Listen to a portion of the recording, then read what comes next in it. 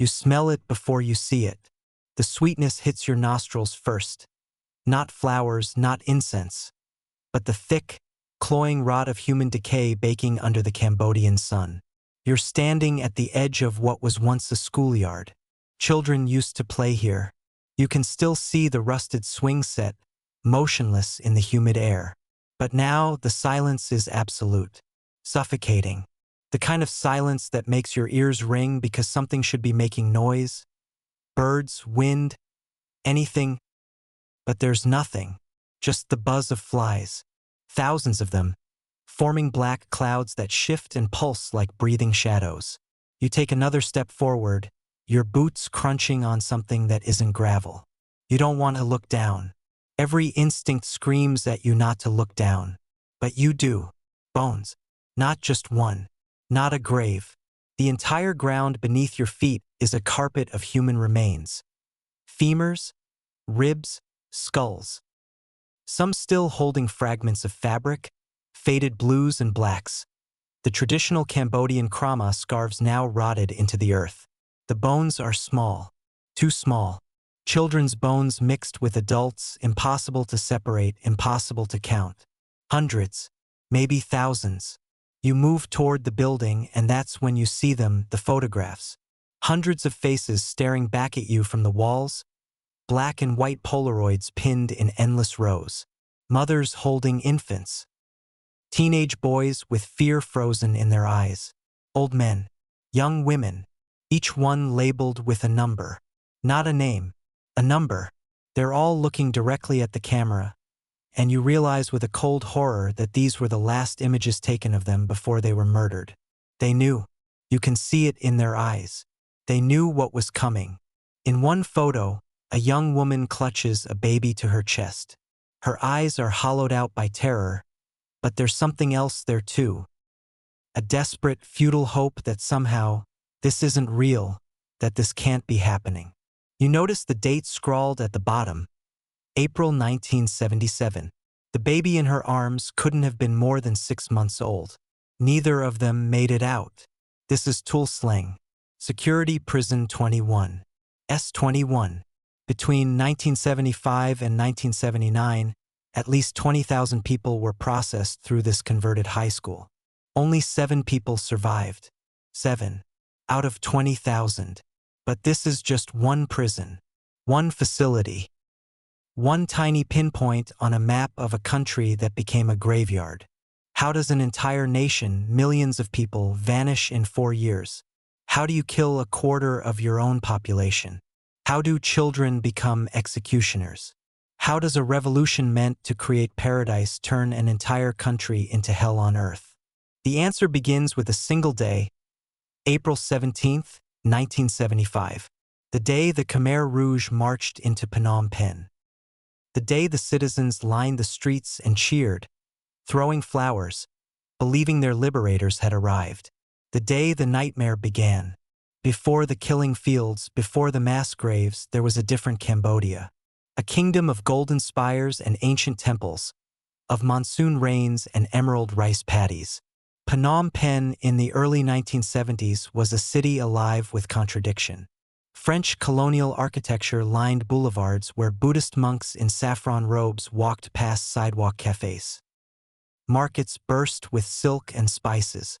Students debated philosophy. Doctors trained at modern hospitals. Teachers shaped young minds. It was imperfect.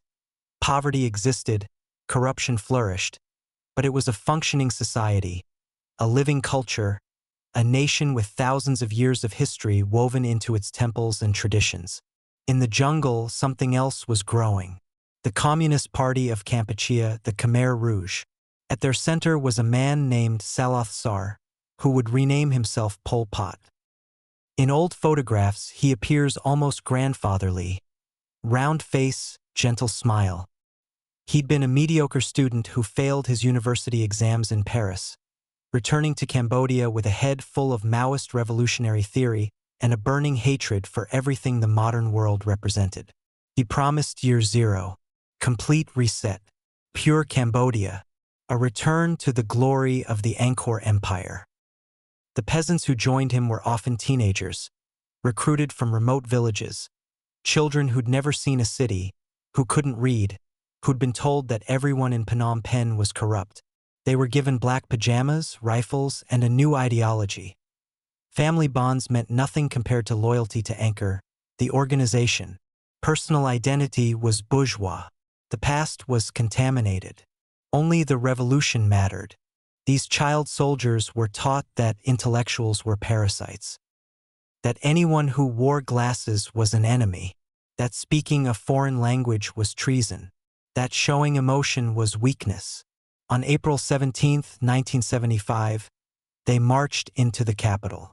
The citizens poured into the streets to greet them, waving white flags, throwing flowers. Finally, peace. The photographs from that day show people smiling, welcoming the young soldiers. Little girls handed lotus blossoms to teenagers carrying AK-47s. They had no idea they were cheering for their own executioners. Within hours, everything changed. The soldiers' faces were stone, cold. They began shouting through loudspeakers, "Leave the city. Everyone must leave. Immediately. The Americans are going to bomb. You have 3 hours." At first, people didn't understand. Leave? This was their home. But the soldiers weren't negotiating. Leave now or be shot. Within days, the entire city, over 2 million people, was forcibly evacuated. Every single person. The sick were pulled from hospital beds, IVs still attached. Patients in surgery were dragged from operating tables. Elderly who couldn't walk were carried.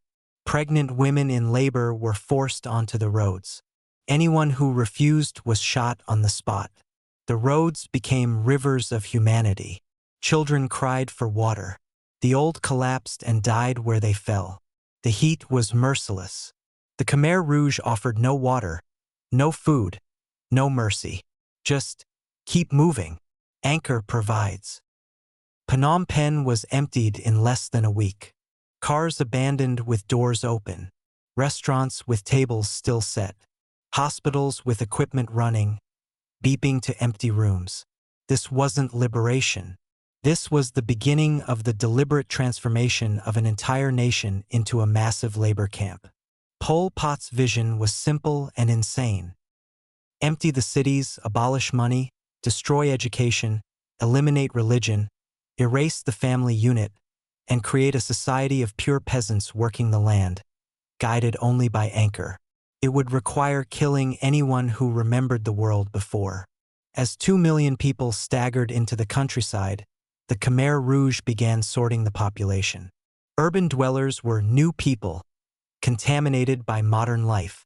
They were given the hardest labor, the least food, the most suspicion. Everyone was ordered to confess their background, education, profession. Tell the truth and you might be spared. It was a trap, because telling the truth meant death. If you were a teacher, doctor, lawyer, engineer, executed. If you spoke French or English, executed. If you wore glasses, assumed to be intellectual, executed. If you had soft hands, desk worker, not farmer, executed. Pol Pot had a saying, "Better to kill an innocent by mistake than to spare an enemy by mistake." The intellectuals were the first to die. Within months, cadres came at night. Angkor needs your skills. You're being transferred. The chosen families packed hopefully, told they were going to help rebuild Phnom Penh. The trucks drove them to the killing fields. There were hundreds of these sites across Cambodia. Remote orchards, forest clearings, abandoned temples. The families were ordered out, told to wait in lines. Then the soldiers stepped forward with hose, clubs, iron bars. Not bullets. Bullets were expensive. A doctor who'd spent 20 years saving lives was beaten to death with a shovel. A professor of Khmer literature was clubbed unconscious and buried alive. A teenage girl who spoke French had her skull crushed against a tree bearing the slogan, "To spare you is no profit, to destroy you is no loss." Families were murdered together. The Khmer Rouge had another saying, "When you pull up the grass, you must remove the roots. Kill everyone." The doctor's wife. The professor's children, though only 6 and 8 years old. No witnesses.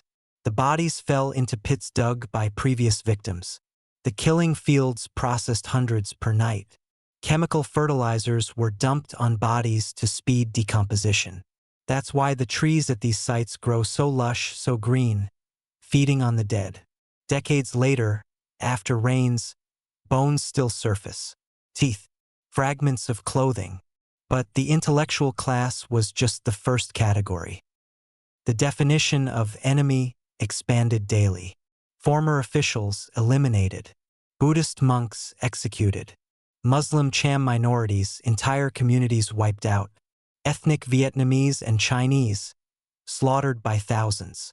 Anyone with light skin, suggesting indoor work, suspect. Anyone who complained about food, suspect. The paranoia fed itself. Every harvest failure was blamed on saboteurs. Every shortage on hidden enemies. Every disease outbreak on poisoners. The punishment was always execution. Not just of the accused, but everyone connected to them. A man caught stealing a potato to feed his daughter was executed with his wife, children, parents, siblings. By 1976, the survivors in work camps were no longer fully human. Skeletal bodies, every rib visible, joints swollen from malnutrition, bellies distended, children with stick-thin limbs and ancient faces, adults weighing less than 90 pounds. The work quotas were impossible.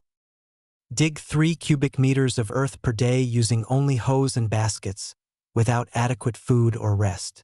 Those who failed were accused of sabotage and executed. Those who met quotas collapsed from exhaustion. Diseases tore through the camps. Malaria, dysentery, typhoid, cholera. Without medicine, without food, without sanitation, a simple infection became a death sentence. The hospitals were bamboo huts where the sick were left to die. No doctors, they'd been executed. Women worked until moments before giving birth, expected back in the fields the next day. Babies born malnourished rarely survived. Mothers produced no breast milk because they were starving. The Khmer Rouge forbid crying. Mourning was bourgeois sentimentality. The psychological torture was calculated. Children were taught to spy on parents. Husbands and wives who whispered affection were accused of putting personal relationships above revolution. The cadres constantly watched for any human connection that rivaled loyalty to anchor. Some tried to resist, catching frogs and insects to eat, sneaking away to search for edible roots. These small acts were almost always discovered. The Khmer Rouge had informants everywhere. A daughter reports her father. A son betrays his mother. A husband informs on his wife. The revolution had inverted all natural loyalties. Those caught were sent for re-education, marched to the forest edge, told to kneel, struck from behind with an iron bar. The Khmer Rouge kept meticulous records. At S-21, every prisoner was photographed, documented, their confession extracted through torture and filed. Thousands of pages of bureaucratic horror, as if genocide were just administrative work. By 1978, the paranoia had metastasized into madness. Pol Pot sat in his compound, surrounded by an ever-shrinking circle of trust. His closest comrades were dying around him, not from enemies but from his own orders.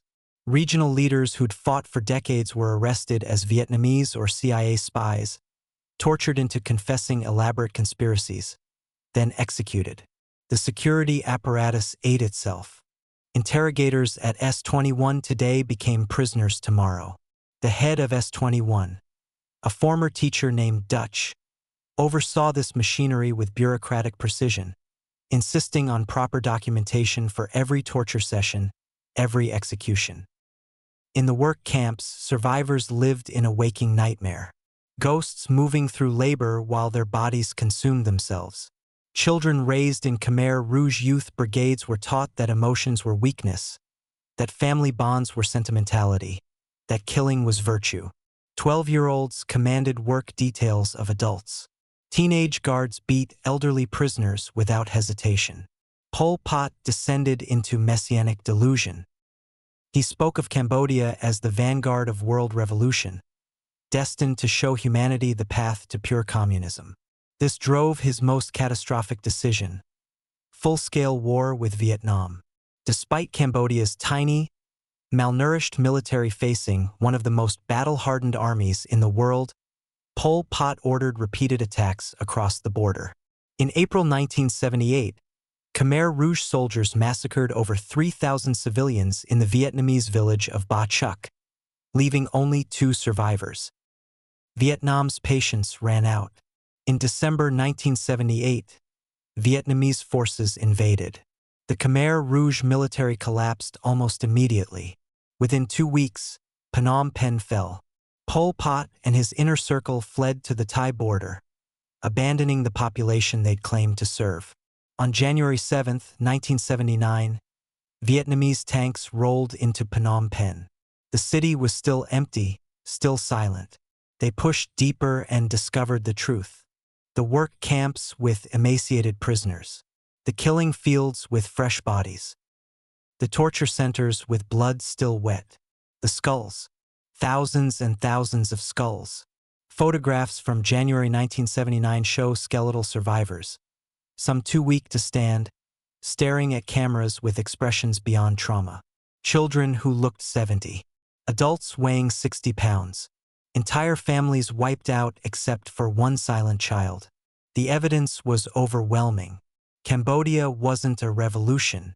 It was a genocide.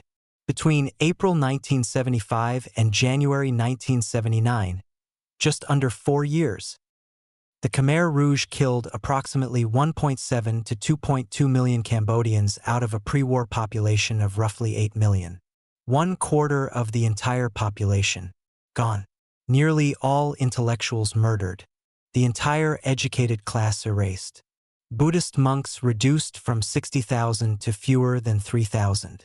The Cham Muslim minority half exterminated. Ethnic Vietnamese and Chinese communities devastated. But justice was nowhere in sight. Despite overwhelming evidence of genocide, the international community fractured along Cold War lines. China condemned Vietnam's invasion. The United States sided with China. The UN allowed the Khmer Rouge to retain Cambodia's seat. For years, Pol Pot's representatives sat in the General Assembly as Cambodia's legitimate government. The architects of genocide were treated as legitimate on the world stage because opposing Vietnam mattered more than opposing genocide. The United States provided indirect support to the Khmer Rouge through the 1980s, food, weapons, diplomatic backing to pressure Vietnam. The Cambodian people tried to rebuild from nothing while the world chose geopolitical strategy over human lives. Pol Pot lived in the jungle, protected by loyalists, aging but unrepentant. He remarried, had a daughter, lived in relative comfort compared to those he'd starved to death. In interviews, he showed no remorse, describing the genocide as necessary, as regrettable casualties in a noble cause. In 1997, he ordered the execution of a comrade and his entire family. 14 people murdered. The remaining Khmer Rouge turned on him, arrested him, sentenced him to house arrest. On April 15, 1998, Pol Pot died in his sleep. Heart failure. He was 72, dying without ever facing international justice for murdering 2 million people. His body was cremated on a pile of old tires and garbage. No ceremony, no memorial. In 2003, a hybrid tribunal was finally established to prosecute senior Khmer Rouge leaders. It took until 2007 to indict the first defendants. Most of the senior leadership was already dead. Dutch, the head of S21, was convicted and died in prison in 2020. Nguyen Chia, Pol Pot's deputy, was convicted in 2018 at age 92 and died in 2019, still maintaining the revolution was justified. But thousands of perpetrators were never charged. The guards, the cadres, the teenage soldiers who beat prisoners to death, they're living freely in Cambodia today. The country chose limited accountability in exchange for stability. The survivors are aging. Soon there will be no living witnesses to year zero. When they're gone, the genocide will transition from living memory to history, and history is subject to revision, denial, and forgetting. Cambodia teaches us that genocide doesn't require ancient ethnic hatreds. The Khmer Rouge murdered other Cambodians, same ethnicity, same culture. What mattered was purity of ideology. Cambodia teaches us that education and civilization are no protection. Cambodia teaches us that the international community will fail. Most importantly, Cambodia teaches us that the capacity for evil exists in all societies, waiting for the right conditions to emerge. The survivors carry this knowledge. They've seen what humans can do when ideology replaces empathy, when certainty replaces doubt, when fear replaces hope. Their testimony is a gift, a warning, a plea.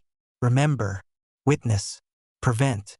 The skulls at Choang Ek stare out with empty eyes. The bones surface after rain. The survivors age and die. But the truth remains, carved into Cambodia's landscape and memory. This happened. Humans did this. Can happen again. Unless we choose to remember.